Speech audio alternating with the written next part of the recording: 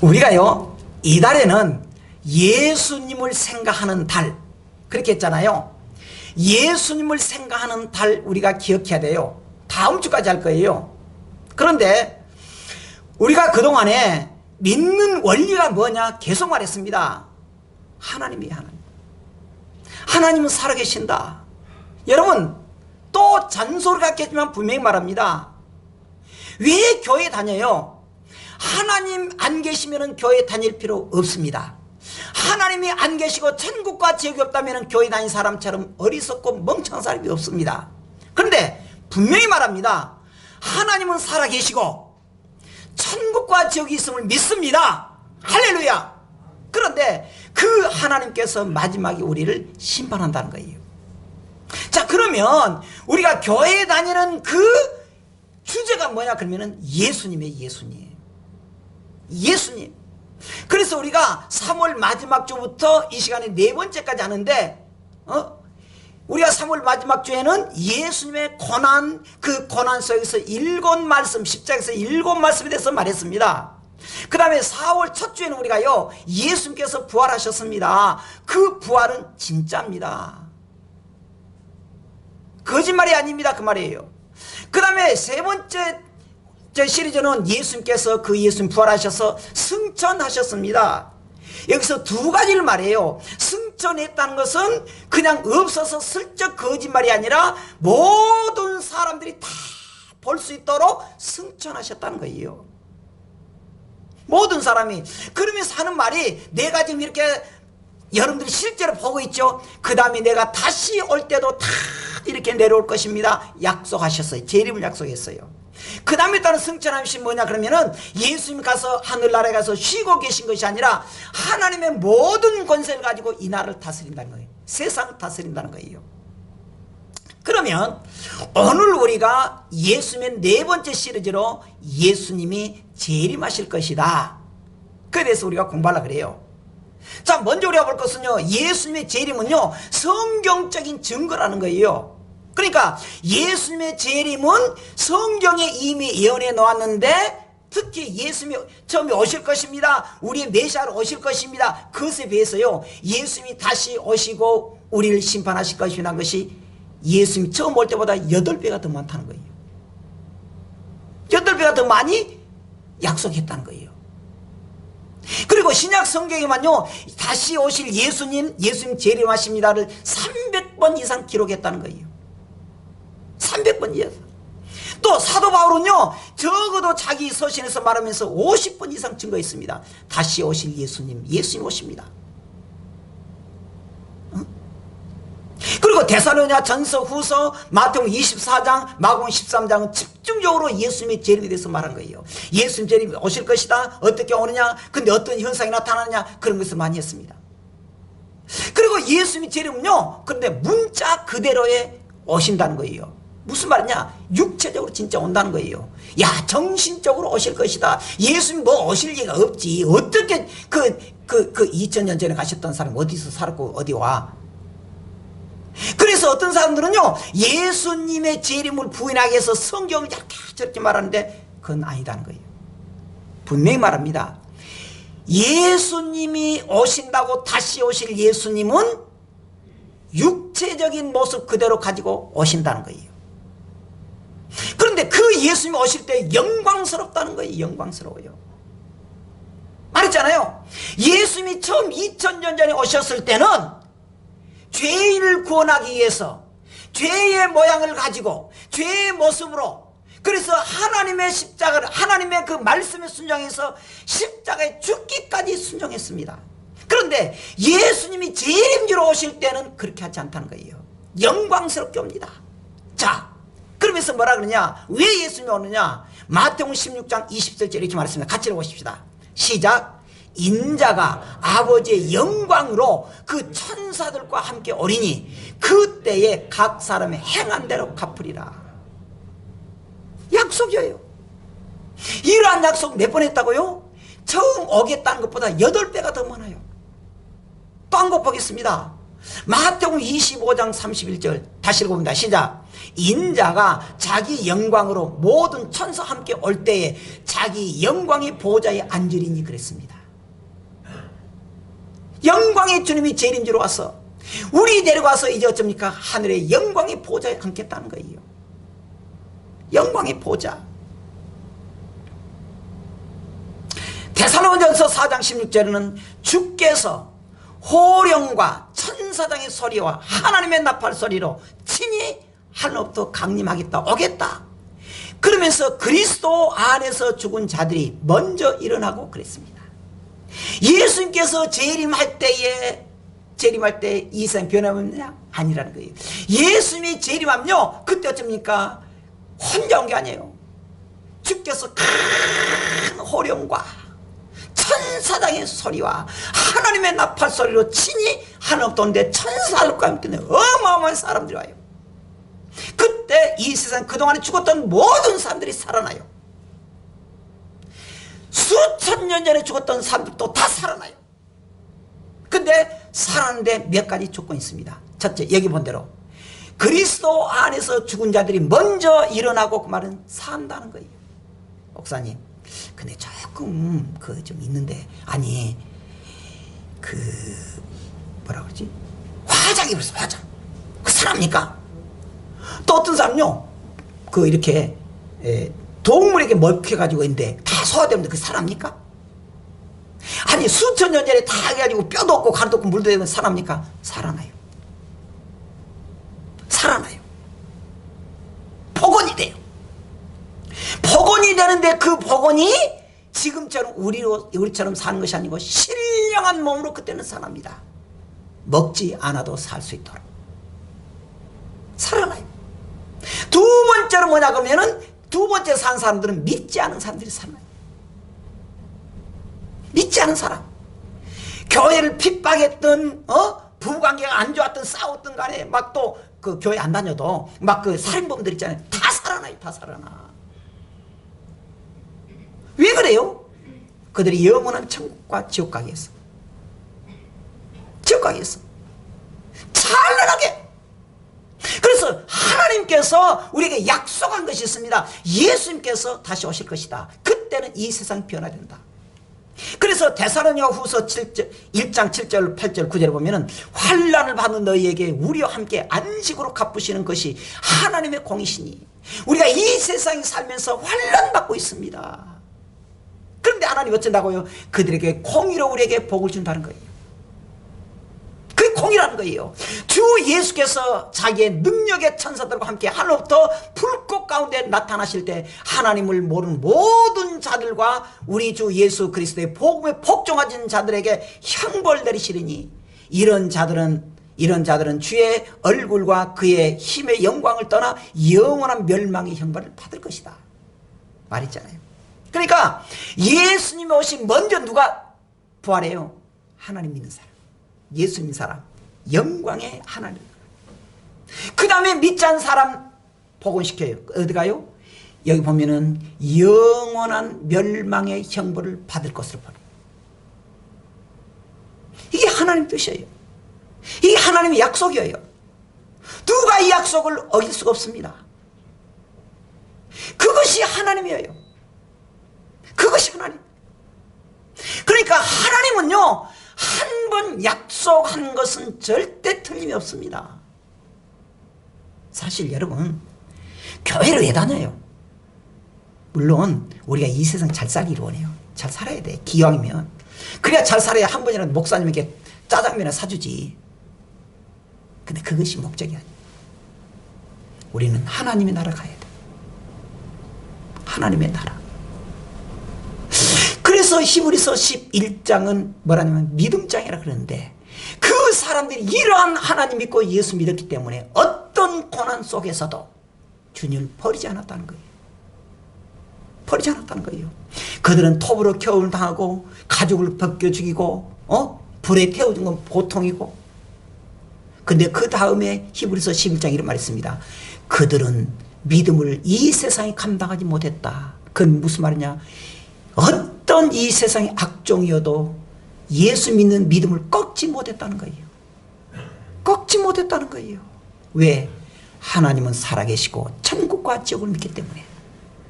우리는 그것을 믿기 때문에 간다는 것입니다. 그러면 예수님의 재림 왜 중요하냐? 예수님의 재림 왜 중요하냐? 첫째는요, 성경에서 중요한 이치를 차지하기 때문입니다. 말이잖아요.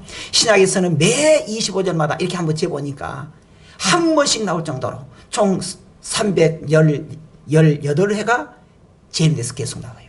아까 말한 대로 마태복음 24장, 25장, 마가복음 13장, 누가복음 21장, 고린도전서 15장, 이것은 계속 예수님의 재림에 대해서 계속 말해요. 부활과 재림.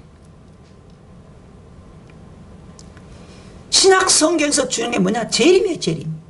그러니까 우리는요, 부활하신 예수님 찬양도 하지만은 오실 재림하실 예수님을 찬양해야 돼요. 할렐루야! 오실 예수님. 두 번째는요, 하나님의 약속이기 때문에 그 중요해요. 요한복음 13장 3절 4절 이렇게 말했습니다. 가서 너희를 위하여 거처를 예비하면 내가 다시 와서 너희를 내게로 영접하여 나 있는 곳에 너희도 있게 하리라. 내가 어디로 가는지 그 길을 너희가 안다고 해요. 예수님이 지금 부활해서 가는데 어디로 갑니까? 아, 내가 지금 천국 간다. 곧 오겠다. 오겠다.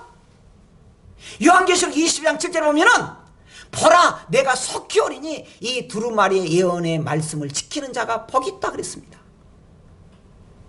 하나님의 말씀을 지키는 사람, 그리고 하나님의 말씀을 지키는 자는 복이 있다고 말했잖아요. 두루마리 예언의 말씀, 그 말씀을 계속 지키는 거예요. 그래서 요한계시록에서는 1장에서 이렇게 말했습니다. 복 있는 사람은 뭐냐? 하나님의 말씀을 읽고 듣고 지키는 자가 복이 있다 그랬습니다.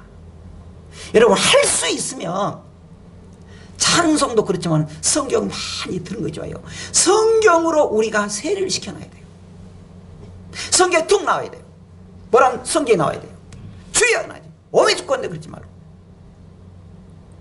깜짝이야. 죽을 뻔했네. 그러지 마시고. 데살로니가서 4장 16절에 보면 이렇게 했습니다. 주께서 아까 말했잖아요. 호령과 천사장의 소리와 하나님의 나팔소리를 친야로부터 강림한다. 약속했잖아요. 하나님의 약속이에요. 약속이기 때문에. 그리고 또 이 예수님의 재림 중요한 뭐냐 그러면 우리의 최대 소망이기 때문입니다. 우리의 최대 소망이 뭐냐? 천국 가는 거예요. 제가 2주간 이걸 한번 생각했어요. 만약에 제가 곧 죽는다 그랬을 때, 목사님, 아무래도 목사님이 6개월 후에 죽을 것 같습니다. 그런다 그러면 내가 어떤 마음일까 제가 한번 생각을 해봤어요.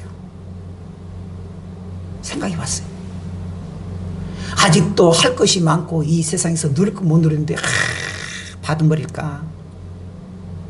아니면 모든 걸 포기하고 할렐루야 너가 너무 고대하고 기대했습니다.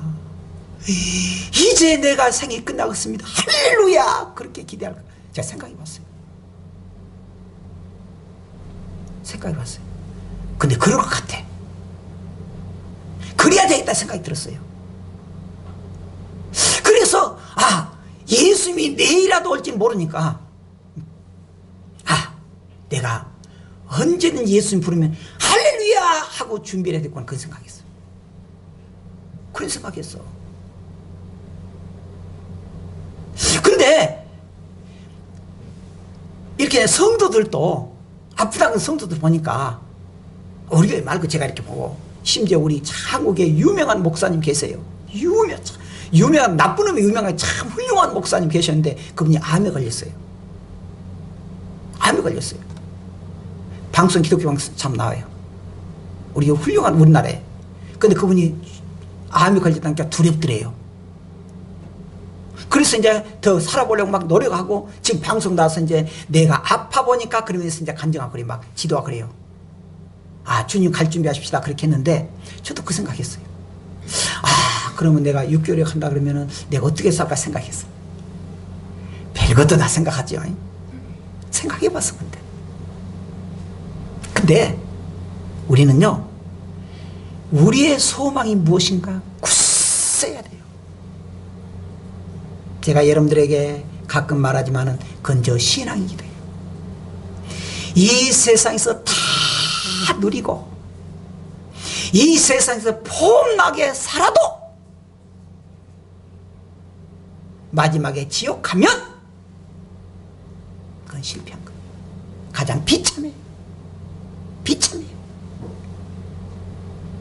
반대로 이 세상에서 조금 못 살아도 누구는 스테이크 자르는데, 스테이크가 뭔지 모르는 사람이 있지만 스테이크 이렇게 자르고 있는데 나는 삼겹살 구워 먹어도, 아니 삼겹살 아니라 된장국 먹어도 천국 가야 되겠다. 천국 가면 장땡이다. 그런 생각했어요. 이 생각이 여러분들에게 임하기를 주의 이름으로 축원합니다. 예. 그래서 데살로니가전서 1장 10절에 또 죽은 자들 가운데 다시 살리신 그의 아들이 하늘로부터 강림하실 것을 너희가 어떻게 기다리는지를 말하니 이는 장래의 노하심에서 우리를 건지시는 예수다.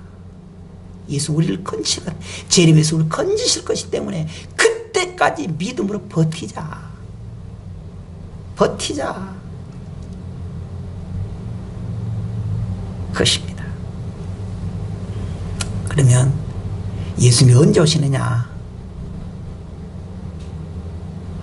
자, 요한계시록 22장 20절 한번 읽어보십시다. 밑에 써놓은 거예요. 시작. 이것들을 증언하시니가 이르시되 내가 진실로 속히 오리라 하시거늘 아멘 주 예수여 오시옵소서. 아멘 주 예수여 오시옵소서. 그 말이 헬라어로 뭔지 아세요? 우리가 잘 찬송하는 거예요. 마라나타, 그 말이에요. 복음성. 아멘 주 예수 오시옵소서. 초대교회 성도들은 이것 하나 가지고 신앙 버틴 거예요. 로마의 10대 박해도 말할 수 없는 박해였습니다. 이거 제가 자꾸 말하지만요, 지금 이 코로나 이거 박해입니까? 박해 아니요. 우리가 서로 좀 잘해보고 이렇게 이게 빨리 제거하기 위해서 우리가 노력하자 그 말이지. 이거 박해가 아니고, 이건 박해가 아니요. 초대교회 박해는요, 이건 박해축이 안 된다니까. 초대교회는요 너무너무 비참했어요. 헤롯 그 사람이 진짜 잔인한 사람이에요. 세상에 한 사자들 10일씩 굶겨가지고 떼그를 해가지고 그 우리 무등 경기장처럼 안에다 집어해가지고 성도들 집어가지고 거기서 뜯어먹게 만들고 말이지. 뜯어먹게. 다리가 하나, 팔이 잘라가지고 저 굶구러 다니고, 왜 사자들이 뜯어가지고 타라니까. 다리가 잘라가지고 저 타러다녀도 그들은 비겁하게 거기서 예수님 부인하지 않은 거예요. 부인하지 않은 거예요. 어디 공간에 집어넣고 다 막아놓고 불로 태워서 죽여도 그 사람들은 살려달라고 아우성 친 게 아니에요. 그래서 그들이 한 것입니다. 마라나타 주 예수여 오시옵소서. 근데 예수님 뭐랍니까? 속히 오겠다. 언제요? 그런데 날짜는 못 알았어요. 왜냐하면 재림의 시기는 아버지의 뜻에 감춰졌기 때문이다 그 말이에요. 그러니까 예수님도 그 날과 그 때는 아무도 모르다 하면서 하늘의 천사들이나 심지어 아들 예수님 자신도 모른다는 거예요. 모른다는 거예요. 속히 오는 건 분명한데 그러면서 밤에 도적같이 오겠다. 데살로니가전서 5장 1절 2절입니다. 형제들아 때와 시기에 과연에 너희에게 쓸 것이 없으면 주의 날이 밤에 도둑같이 이를 줄 너희 자신이 자세히 알기 때문이다. 예수님이 속히 오지만 언제 온지 모르지만 도적같이 오겠다는 거예요. 그러니까 우리가 언제나 준비해놔야 돼요. 준비해놔야 돼요. 자, 좀 이건 빨리빨리 하겠습니다. 자, 그런데 재림의 징조들 이렇게 쫙 써놨는데 뭐 각종 재난이 나타나고 거짓 그리스도와 선지자들이 나타나고 큰 표적과 기사가 많이 있어서 사람들을 미혹하고 적그리스도가 나타나서 예수님 부인하게 만들고 성도들이 많은 혼란에서 당할 것이고 많은 사람이 서로 유혹해가지고 거기에 잡아주고 불법이 성함으로 거기서 사랑이 식어지고 많이 있어요. 제가 14가지를 써놨습니다. 마지막에 이 세상의 종말이 징조가 나타난다는 거예요. 근데 이 코로나도 하나의 징조예요. 예정을 봤잖아요, 작년에. 마지막 징조에 전염병이 있을 것이다. 전염병이에요. 코로나가 전염병. 전염병이 세계를 휩쓸고 있잖아요. 정확히. 또 하나 지금 뭡니까? 남자가 남자를 사랑하고 결혼하는 거. 여자가 여자를 사랑하고 결혼. 세상에. 딸내미가 언제는 아빠 결혼한 사람 데려갔어요. 어떤 사이냐? 여자 데려온 거예요. 뭐냐? 결혼할 거예요. 그 성경에 나왔어요, 안 나왔어요? 나왔다니까, 로마서에. 얼마나 정확해요. 남자가 남자를, 여자가 여자를 순령한 영리로 사용하겠다. 그렇게 성경이 정확합니다. 정확해. 그러면 자, 마무리하겠습니다. 우리가 종말에 살 때, 예수님께서 재림할 때 성도들은 어떻게 해야 되느냐? 자, 예수님 재림할 때요, 썩지 아니할 것으로 우리가 부활한다는 거예요. 다시 부활해요. 아까 말했잖아요. 신령한 몸으로 하니까. 이건 고린도전서 15장 것을 말했습니다. 42절에 보면 죽은 자의 부활도 그와 같으니 썩을 것으로 심었지만 썩지 아니할 것으로 다시 살며 그랬습니다. 예수님이 재림하실 때 우리가 다 썩었잖아요. 죽었잖아요. 태워졌잖아요. 근데 썩지 아니할 것으로 다시 부활한다는 거예요. 그리고 영광과 강한 것으로 부활한다는 43절에 욕된 것으로 심고 영광스러운 것으로 다시 살아나며 약한 것으로 심고 강한 것으로 다시 살아나며 다 있는 거예요. 예수님 재림할 때 우리도 이렇게 부활할 것인데 어떻게 하냐? 우리가 욕된 것으로 우리가 참 우리 몸이 얼마나 지저분하고 더럽습니까? 그런데 살아난 것은 영광스러운 몸으로 다시 살고 약한 것으로 심고 강한 것으로 심으면 다시 살아난다. 44절에 신령한 몸으로 몸에 육의 몸으로 심고 신령한 몸으로 다시 살아서 육의 몸이 있으니 또한 영의 몸도 있다. 그래서 먹지 않아도 배고픔이 없고 다시는 죽지 않고 슬픈 것도 없고 그리고 마태복음 22장 30절에 부활 때는 장가도 아니가고 시집도 아니가고 하늘에 있는 천사들과 같이 된다 그랬잖아요. 천사들과. 어떤 사람들이 우리가 죽어서 저승에 다시 만나자. 천만의 말씀이야. 그게 그렇게 안 돼요. 그렇게 안 돼. 그건 우리는 어떻게 살아야 됩니까? 첫째, 재림이 가까웠다고 동심해가지고 경거망동하거나 또 재림이 늦어진다고 해가지고 방심하거나 태만하거나 낙심하면 안 된다는 거예요. 준비해야 돼요. 두 번째, 재림하실 예수님 만나려면 이 세상 살면서 정직하고 깨끗하게 살아야 돼요. 죄된 생활 철저히 회개해야 됩니다. 그리고 마지막에 모이게 힘써야 된다는 거예요. 모이게 힘쓰다. 네 번째, 슬기 있는 다섯 처녀와 같이 예수님의 재림을 대망하는 가운데 성령의 임재와 동행과 인도에 순종함으로 깨어있는 생활로 세상 빛이 돼야 된다. 마지막 믿음으로 끝까지 견디고 충성해야 돼. 충성해야 돼. 여러분, 우리 기독교회는 클럽이 아니에요. 세계 교회 모든 교회들이 어려운 사람 도와주는 구제기관도 아닙니다. 물론 교회 구제는 해요. 그러나 구제기관은 아닙니다. 교회가 힘들고 어려운 사람들 힘내주는 정신적인 클럽도 아닙니다. 우리는 하나님의 살아계심을 믿습니다. 천국과 지옥도 믿습니다. 우리가 어떻게 살든지 간에 하나님 우리에게 심는 대로 거두더라고 심판 것입니다. 그러면 여러분, 우리는 주님 앞에 얼마나 면류관 받도록 준비했습니까?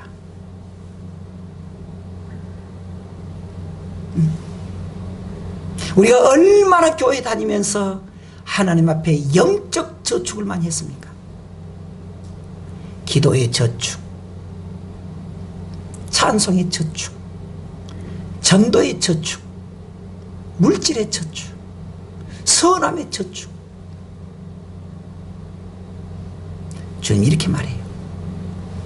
심는 대로 거두게 해주겠다.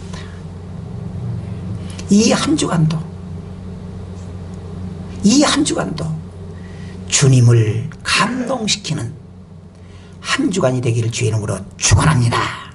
기도하겠습니다.